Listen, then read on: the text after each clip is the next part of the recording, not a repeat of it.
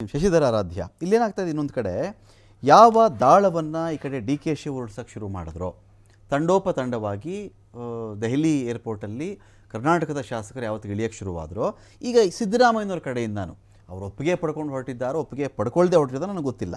ಅವರೇನು ಮಾಡ್ತಾ ಇದ್ದಾರೆ, 31 ಅಹಿಂದ ಜಿಲ್ಲಾಧ್ಯಕ್ಷರು 240 ತಾಲೂಕು ಅಧ್ಯಕ್ಷರಿಗೆ ಸಂಘಟನೆ ಕರೆ ಕೊಟ್ಟಿದ್ದಾರೆ. ಸಿದ್ದರಾಮಯ್ಯ ಇಲ್ಲ ಅಂದರೆ ಕಾಂಗ್ರೆಸ್ ಇಲ್ಲ, ನೋ ಸಿದ್ದರಾಮಯ್ಯ ನೋ ಕಾಂಗ್ರೆಸ್ ಅಂತ, ನೋ ಸಿದ್ದರಾಮಯ್ಯ ನೋ ಕಾಂಗ್ರೆಸ್ ಅಂತ ಹೇಳಿ. ಅಂದರೆ ಯಾವ ಆಟವನ್ನು ಇವರು ಈ ಕಡೆ ಶುರು ಮಾಡಿದ್ದಾರೋ ಸೇಮ್ ಆಟವನ್ನು ಈ ಕಡೆ ಅಹಿಂದ ಕಡೆಯಿಂದಾನು ಕೂಡ ಸಿದ್ದರಾಮಯ್ಯನವರು ಡೈರೆಕ್ಟ್ಲಿ ಆರ್ ಇಂಡೈರೆಕ್ಟ್ಲಿ ಇಲ್ಲಿ ಸ್ಟಾರ್ಟ್ ಆಗಿದೆ ಅಂತ ಅರ್ಥ. ಸಿದ್ದರಾಮಯ್ಯನವರು ರಾಜಕೀಯ ಪಟ್ಟುಗಳನ್ನು ಹಾಕೋದ್ರಲ್ಲಿ ನಿಸ್ಸೀಮರು. ಯಾಕೆಂದರೆ ದೇವೇಗೌಡರ ಬೆಳೆದಿರ್ತಕ್ಕಂಥವ್ರು, ದೇವೇಗೌಡರ ಶಿಷ್ಯರು. ದೇವೇಗೌಡರು ಏನು ಮಾಡಿದ್ರು ಆ ಟೈಮ್ನಲ್ಲಿ ಎಲ್ಲ ನೋಡ್ಕೊಂಡಿರ್ತಕ್ಕಂಥವ್ರು. ರಾಮಕೃಷ್ಣ ಹೆಗಡೆ ಅವ್ರಿಗೆ ಏನು ಮಾಡಿದ್ರು, ಜೆ ಎಚ್ ಪಟೇಲ್ರಿಗೆ ಏನು ಮಾಡಿದ್ರು, ಬೇರೆ ಬೇರೆಯವ್ರಿಗೆ ಏನು ಮಾಡಿದ್ರು, ಅದನ್ನೆಲ್ಲ ನೋಡಿಕೊಂಡು ಆ ಪಟ್ಟುಗಳನ್ನ ಯಥಾವತ್ತಾಗಿ ಇಳಿಸ್ಕೊಂಡು ಬರ್ತಾ ಇದ್ದಾರೆ. ಯಾವ ಡಿ ಕೆ ಶಿವಕುಮಾರ್ ಇವರು 2006ರಲ್ಲಿ ಇವ್ರನ್ನ ಉಚ್ಚಾಟನೆ ಮಾಡಿದಾಗ, ಒಂದು ಹಿಂದ ಒಂದು ಹೋದಾಗ ಇವ್ರನ್ನ ಉಚ್ಚಾಟನೆ ಮಾಡ್ತಾರೆ. ಆ ಉಚ್ಚಾಟನೆ ಮಾಡಿದಾಗ ಹೆಗಲ ಮೇಲೆ ಕೂರಿಸ್ಕೊಂಡು ಅವ್ರನ್ನ ಚಾಮುಂಡೇಶ್ವರಿನಲ್ಲಿ ಚುನಾವಣೆ ಮಾಡಿ ಹಣನೂ ಎಲ್ಲಾನು ಖರ್ಚು ಮಾಡಿ ಇವ್ರನ್ನ ಗೆಲ್ಸ್ಕೊಂಡ್ ಬಂದಿದ್ದು ಇದೇ ಡಿ ಕೆ ಶಿವಕುಮಾರ್ ಅನ್ನೋದನ್ನ ಸಿದ್ದರಾಮಯ್ಯನವರು ಎಲ್ಲೋ ಮರ್ತಂತಿದೆ. ಇವರಿಗೆ ಶಾಸಕರ ಬೆಂಬಲ ಒಂದು ಮಾತ್ರ ಚೆನ್ನಾಗಿದೆ. ಇದೇ ಅತಿ ಹೆಚ್ಚಿನ ಶಾಸಕರ ಬೆಂಬಲ ಸಿದ್ದರಾಮಯ್ಯನವ್ರಿಗಿದೆ. ಯಾಕೆಂದ್ರೆ ಅವರು ಅಹಿಂದ ನಾಯಕರಾಗಿ ಹೊರಹೊಮ್ಮಿದ್ದಾರೆ, ಒಬ್ಬ ರಾಜಕೀಯ ನಾಯಕನಾಗಿನೂ ಸಹ ರಾಜ್ಯದಲ್ಲಿ ಹೊರಹೊಮ್ಮಿದ್ದಾರೆ. ಆ ನಾಯಕತ್ವವನ್ನ ಡಿ ಕೆ ಶಿವಕುಮಾರ್ ತಗೊಳ್ಳೋದಕ್ಕೆ ಅವರು ಇಷ್ಟಪಡ್ತಾ ಇಲ್ಲ. ಯಾಕಂದ್ರೆ ನಾನು ಇರೋವರೆಗೂ ನಾನೇ ಇರಬೇಕು. ಯಾಕಂದ್ರೆ ನೀವು ನೋಡಿ 2013ರ ಹಿಂದೆ ಚುನಾವಣೆಯಲ್ಲಿ ಇಂಟರ್ವ್ಯೂನಲ್ಲಿ ಹೇಳಿದ್ರು, ಮಾಧ್ಯಮದ ಇಂಟರ್ವ್ಯೂನಲ್ಲಿ ಹೇಳಿದ್ರೆ, ನನಗೆ 65ನೇ ವಯಸ್ಸು, ಇದು ನನ್ನ ಕೊನೆ ಚುನಾವಣೆ, ನನ್ನ ಎಲೆಕ್ಷನ್ ನಾನು CM ಆಗಿ ಇಳಿದ ನಂತರ 70ಕ್ಕೆ ಬರ್ತೀನಿ, 70ರ ನಂತರ ನನಗೂ ಆರಾಮ ಬೇಕಾಗುತ್ತೆ, ಸಾಕಷ್ಟು ಸುದೀರ್ಘವಾದ ರಾಜಕೀಯ ನಾನು ಮಾಡಿದ್ದೀನಿ, ನಾನು ವಿಶ್ರಾಂತಿ ತಗೋತೀನಿ ಅಂತ ಹೇಳ್ಬಿಟ್ಟು ಮಾಧ್ಯಮದಲ್ಲಿ ಹೇಳ್ತಾರೆ. ನಂತರ ಗೆಲ್ತಾರೆ, ಅವರೇ CM ಆಗ್ತಾರೆ. 5 ವರ್ಷ ಯಾರು ಚಕಾರ ಎತ್ತದೆ ಅವ್ರಿಗೆ ಎಲ್ಲರೂ ಸಹ ಇದು ಕೊಡ್ತಾರೆ, ಸಾಥ್ ಕೊಡ್ತಾರೆ. ಆದ್ರೆ ಈ ಬಾರಿ ಡಿ ಕೆ ಶಿವಕುಮಾರ್ ಅವರು ಅಷ್ಟೇ ಪ್ರಾಮುಖ್ಯತೆಯನ್ನು ತಗೊಂಡಿದ್ರು. ಅವರು ದಿನೇಶ್ ಗುಂಡೂರಾವ್ ಅವರು ನಿಕಟಪೂರ್ವ ಕಾಂಗ್ರೆಸ್ ಅಧ್ಯಕ್ಷರು. ಕಾಂಗ್ರೆಸ್ ಸತ್ಯ ಹೋಗಿದೆ ಅಂತ ಬಿಜೆಪಿ ಅವರು ಎಲ್ಲರೂ ಬಾಯ್ ಬಡ್ಕೊಂಡ್ರು. ಡಿ ಕೆ ಶಿವಕುಮಾರ್ ಅವರು ತಿಹಾರ್ ಜೈಲಿಂದ ಹೊರಗಡೆ ಬಂದು ಕೆಂಪೇಗೌಡ ಏರ್ಪೋರ್ಟ್ ಇಂದ ಟೋಲ್ ಇಂದ ಸಾದಳ್ಳಿ ಗೇಟ್ ಇಂದ ಬೆಂಗಳೂರು ಸದಾಶಿವನವರೆಗೂ ಮತ್ತೆ ಪ್ಯಾಲೇಸ್ ಅವರು ಏನಿದೆ ಕಾಂಗ್ರೆಸ್ ಆಫೀಸ್ ವರ್ಗೂ ಏನ್ ಮೆರವಣಿಗೆ ಬಂತಲ್ಲ, ಅಲ್ಲಿ ಸ್ಪಾರ್ಕ್ ಉಂಟಾಯ್ತು.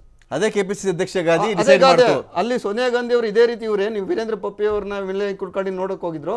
ಸೋನಿಯಾ ಗಾಂಧಿ ಅವರು ತಿಹಾರ್ ಜೈಲ್ಗೆ ಹೋಗಿದ್ರು. ನಿನ್ಗೆ ಒಳ್ಳೆ ಭವಿಷ್ಯ ಇದೆ, ನೀನು ಏನ್ ತೊಂದರೆ ಅನ್ಭವಿಸ್ಬೇಡ, ನಾವಿದ್ದೀವಿ ಅಂತ ಹೇಳಿದ್ರು.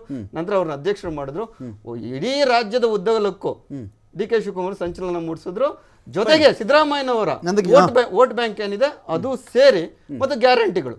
ಫೈನ್. ಈಗ ಇಲ್ಲಿ ನಂದಕಿಶೋರ್ ಅವರೇ, ಈಗ ಡಿ ಕೆ ಶಿವಕುಮಾರ್ ಅವರ ತಿಹಾರ್ ಜೈಲಿನ ತ್ಯಾಗ, ಗುಜರಾತ್ ಶಾಸಕರಿಗಾಗಿ ಇವರು ಮಾಡಿದ ತ್ಯಾಗ, ಪಕ್ಷ ಅಧಿಕಾರದಲ್ಲಿ ಇಲ್ಲದೇ ಇದ್ದಾಗ ಬೇರೆ ಬೇರೆ ರಾಜ್ಯಗಳಲ್ಲಿ ಸಮಸ್ಯೆಗಳು ಉಂಟಾದಾಗ ಹೈಕಮಾಂಡ್ ವಿಚಾರದಲ್ಲಿ ಸಂಪನ್ಮೂಲ ವ್ಯಕ್ತಿಯಾಗಿ ಡಿ ಕೆ ಶಿವಕುಮಾರ್ ನಡ್ಕೊಂಡಂತಹ ಒಂದು ತ್ಯಾಗ, ತನುಮನ ಧನ ಅರ್ಪಿಸಿದ್ದು ಒಂದು ತಕಡಿಯಲ್ಲಿ, ಸಿದ್ದರಾಮಯ್ಯ ಪ್ಲಸ್ ಅಹಿಂದ ಪ್ಲಸ್ ರಾಜ್ಯದಲ್ಲಿ ಪಕ್ಷದ ಭವಿಷ್ಯ ಇದು ಇನ್ನೊಂದು ತಕಡಿಯಲ್ಲಿ.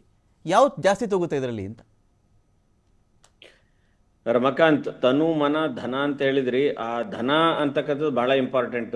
ಅದನ್ನ ಇವರಿಗೆ ಕರೆಕ್ಟ್ ಆಗಿ ಸಮಯಕ್ಕೆ ತಕ್ಕನಾಗಿ ಸಪ್ಲೈ ಮಾಡಿ ಪ್ರತಿಯೊಂದನ್ನು ಮಾಡಿಕೊಟ್ಟವರು ಡಿ ಕೆ ಶಿವಕುಮಾರ್, ಎರಡು ಮಾತೇ ಇಲ್ಲ ಅದರಲ್ಲಿ. ಆದ್ರೆ ಅವ್ರು ಹೋದ ಜಾಗದಲ್ಲೆಲ್ಲ ಸಕ್ಸಸ್ಸು ಏನಿಲ್ಲ. ಮಹಾರಾಷ್ಟ್ರಕ್ಕೆ ಹೋದ್ರು, ಹೋಟೆಲ್ ನಲ್ಲಿ ಇದ್ರು, ಮಳೆಯಲ್ಲಿ ನೆಂದ್ರು, ಎಲ್ಲಾ ಮಾಡಿದ್ರು, ಏನ್ ಮಾಡಿದ್ರು ಏನೂ ನಡೀಲಿಲ್ಲ. ಆ ಸರ್ಕಾರ ಉಳಿಲೇ ಇಲ್ಲ. ಆದ್ರೆ ತಾನು ಎಲ್ಲೋ ಒಂದು ಟ್ರಬಲ್ ಶೂಟರ್ ಅನ್ನೋ ಇಮೇಜ್ ಅನ್ನ ತುಂಬಾ ಸೀರಿಯಸ್ ಆಗಿ ತಗೊಂಡ್ಬಿಟ್ಟಿದ್ದಾರೆ ಡಿ ಕೆ ಶಿವಕುಮಾರ್ ಅವ್ರು. ಅಂದ್ರೆ ಪಾರ್ಟಿ ಅವ್ರು ಈ ಮಟ್ಟಕ್ಕೆ ನಡ್ಸ್ಕೊಳತ್ತೆ ಅಂತ ಅವ್ರು ಅನ್ಕೊಳ್ಳಿಲ್ಲ. ಅವ್ರು ಅನ್ಕೊಂಡದ್ದೇನು ಅಂತ ಹೇಳಿದ್ರೆ, ಎಲ್ಲಿ ಏನೇ ತೊಂದರೆ ಇದ್ರು ತನ್ನನ್ನೇ ಕರೀತಾರೆ, ತನ್ನನ್ನೊಬ್ಬ ಒಂದು ಅದ್ಭುತವಾದ ಸಂಘಟಕ ಅಂತ ಗುರುತಿಸ್ಕೊಂಡಿದ್ದಾರೆ.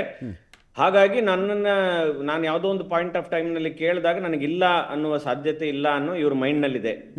ಆದ್ರೆ ಸಿದ್ದರಾಮಯ್ಯನವ್ರಿಗೆ ಗೊತ್ತಿರತಕ್ಕಂತ ವಿಷಯ ಏನು ಅಂತ ಹೇಳಿದ್ರೆ, ಒಂದು ಶಾಸಕರವ್ರ ಕಡೆ ಇದ್ದಾರೆ ಅಂತ, ಎರಡನೇದು ನಾನು ಹೇಗಿದ್ರು ನಾನು ಹೇಳಿದ್ದೇನೆ ಮುಂದಿನ ಟರ್ಮಿಗೆ ನಾನೇನು ಇರುವುದಿಲ್ಲ, ನನ್ನ ಕೊನೆಯ ಇದು ಟರ್ಮ್ ಇದು ಅಂತ ಹೇಳಿ, ಆದ್ರೂ ಸಹ ನನ್ನನ್ನ ಆ ರೀತಿ ತೆಗೆದು ನನಗೊಂದು ಹ್ಯುಮಿಲಿಯೇಷನ್ ಮಾಡ್ಬೇಕಾ ಅನ್ನೋ ರೀತಿನಲ್ಲಿ ಇವರ ಗಾಳ. ನಂದಕಿಶೋರ್ ಅವರು ಈ ರಾಜಕಾರಣಿಗಳಲ್ಲಿ ಅದು ಯಾವುದೇ ರಾಜಕಾರಣಿ ಇರಲಿ, ಈ ಕೊನೆಯ ಟರ್ಮು, ನಂದು ಲಾಸ್ಟ್ ಎಲೆಕ್ಷನ್ನು, ನನಗೆ ನನ್ನ ಪಕ್ಷ ಉಳಿಬೇಕು, ಈ ಮಾತನ್ನು ತುಂಬ ದೊಡ್ಡವ್ರ ಬಾಯಿಂದೆಲ್ಲ ಕೇಳಿಬಿಟ್ಟಿದ್ದೀವಿ ನಾವು. ಲಾಸ್ಟ್ ಟರ್ಮು ನನ್ನ ಕೊನೆ ಹೋರಾಟ, ಲಾಸ್ಟ್ ಹೋರಾಟ, ಕೈ ಬಿಡಬೇಡಿ ಅಂಥೇಳಿ. ಬಟ್ ಈ ರಾಜಕಾರಣಿಗಳ ವಿಚಾರದಲ್ಲಿ ಲಾಸ್ಟ್ ಹೋರಾಟ, ಲಾಸ್ಟ್ ಚುನಾವಣೆ ಅನ್ನೋದು ಮಾತಿಗಷ್ಟೇ ಸೀಮಿತ. ಆಮೇಲೆ ಇದ್ದೇ ಇದೆ ಲಾಸ್ಟ್ ಇನ್ನೊಂದು ಡೈಲಾಗು, ಇಲ್ಲ ಅನೇಕರು ನನಗೆ ಒತ್ತಡ ತಂದುಬಿಟ್ರು, ನನ್ನ ಆಪ್ತರು ಯಾರು ಬಿಡಲಿಲ್ಲ, ಕ್ಷೇತ್ರ ಜನ ಇದನ್ನು ಒಪ್ತಾ ಇಲ್ಲ, ಕ್ಷೇತ್ರ ಜನಗಳ ಒಂದು ಬೇಡಿಕೆಗೆ ನಾನು ಮಣಿಲೇಬೇಕು ಅಂತ ಇದ್ದೇ ಇರುತ್ತೆ ಬಿಡಿ.